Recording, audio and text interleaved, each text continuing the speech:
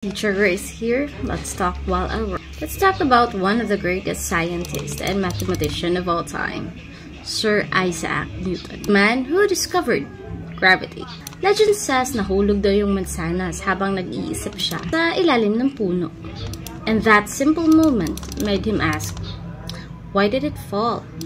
That one question led him to discover the law of gravity and the laws of motion na hanggang ngayon ginagamit pa rin natin sa science and math.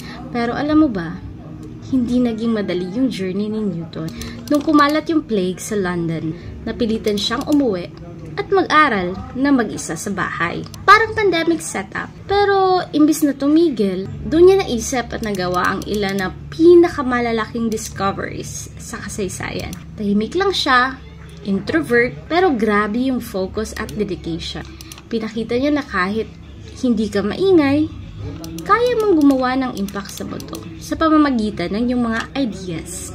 Kaya, always stay curious, don't ignore your bakit. Kasi minsan, doon nagsisimula yung greatness. And who knows, baka yung simple mong tanong ngayon, maging discovery bukas. This is Teacher Grace. See you in the next video.